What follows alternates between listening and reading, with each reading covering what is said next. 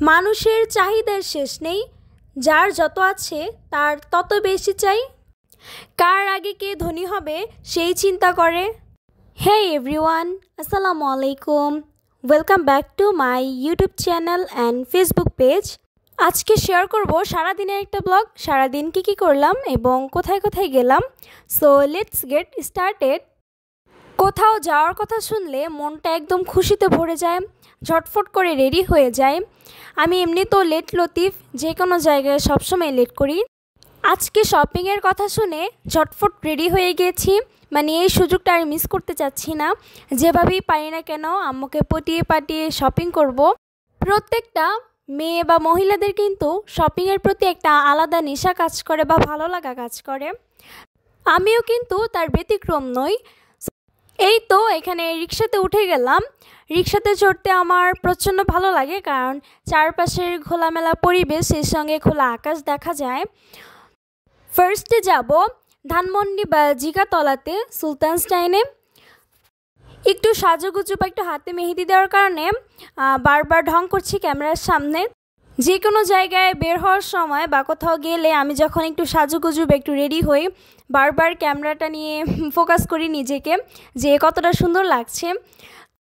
আচ্ছা, আপনারাও কি এমন করেন? সাজুগুজু করলেই ক্যামেরাটা নিয়ে আমার মতো এরকম ভিডিও করা শুরু করে দেন। যাই হোক, এই তো আমরা সুলতানস্টাইনে চলে আসলাম। সুলতানস্টাইনে তো অলওয়েজ একদম ক্রাউড থাকে, সো আজকেও তার ব্যতিক্রম না।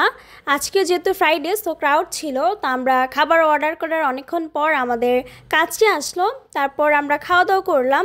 তো আজকের কাচ্চির মাটনটা একটু হার্ড ছিল, যার কারণে মাংসটা খুব একটা ভালো লাগেনি, তবে রাইসটা ভালোই ছিল আর কি। যাই হোক, আলহামদুলিল্লাহ, আমাদের রিজিকে বা ভাগ্যে যা ছিল তাই হয়েছে। এই তো খাওয়া দাওয়া শেষ করে চলে আসি সরাসরি নিউ মার্কেটে। আর নিউ মার্কেটের কথা কি বলবো, এখানে তো সবসময় ভিড় থাকে। তো প্রথমে আমরা চলে এসেছি বাচ্চাদের উইন্টারের জন্য কিছু জ্যাকেট নেওয়ার জন্য। পাশেই ছিল এই দোকানটা এত বেশি কালারফুল ছিল, তাই ভাবলাম যে আপনাদের জন্য একটু ক্যাপচার করে নেই। আমরা 10-12 বছরের বাচ্চার জন্য এরকম কোনো কিছুই খুঁজে পাচ্ছিলাম না, সবগুলো সাইজে বড় ছিল। পুরো নিউ মার্কেট চক্কর দিয়ে দিয়েছি, তাও মনের মতো কোনো কিছু পাইনি। তাই ব্যর্থ হয়ে এখন চলে এসেছি সানগ্লাস নেওয়ার জন্য। রোড সাইডে এরকম অনেক সানগ্লাসের দোকানে পাওয়া যায় ভালো ভালো সানগ্লাস, যেগুলো মার্কেটের তুলনায় অনেক কম প্রাইস। তো আমি এখান থেকে একটা বাছাই করে সানগ্লাস নিয়ে নেই। তারপর চলে আসলাম ব্যাগের দোকানে। তো ব্যাগের কোয়ালিটি আমার কাছে খুব একটা ভালো লাগেনি, সেজন্য আর নেওয়া হয়নি। পাশেই ছিল এই হেয়ার ব্যান্ডের দোকানটা। তো এখানে অনেক সুন্দর সুন্দর ডিজাইনের হেয়ার ব্যান্ড ছিল। তো আম্মু এখান থেকে আমার ছোটো বোনের জন্য কয়েকটা হেয়ার ব্যান্ড, সেই সঙ্গে আমিও কয়েকটা পাঞ্চ ক্লিপ নিয়ে নিলাম। হাঁটতে হাঁটতে চলে আসলাম এবার আম্মুর জন্য কিছু কেনাকাটা করার জন্য। আর আম্মুর তো বরাবরই মার্কেটে আসলে কিছু কেনাকাটা করতেই হবে বাসার জন্য। আজকেও এখান থেকে কয়েকটা কভার নিয়ে নিয়েছে। কেনাকাটা শেষে এবার বাসায় যাওয়ার পালা। তো যাওয়ার পথে দেখলাম যে ভেলপুরি দেখেছি, আর আমি খাবো না তা তো হতেই পারে না, সেজন্য আমি দাঁড়িয়ে এক প্লেট ভেলপুরি খেয়ে নিয়েছি। আর মামার ভেলপুরিটা এত বেশি মজা ছিল। আচ্ছা, ভেলপুরি বা ফুচকা দেখে কোনো মেয়ে কি নিজেকে ঠিক রাখতে পারে বলেন তো? পৃথিবীর অধিকাংশ মেয়েরাই মনে হয় ফুচকা বা ভেলপুরির পাগল, তো আমিও তার মধ্যে একজন। খাওয়া দাওয়া শেষে এবার বাসায় যাওয়ার পালা।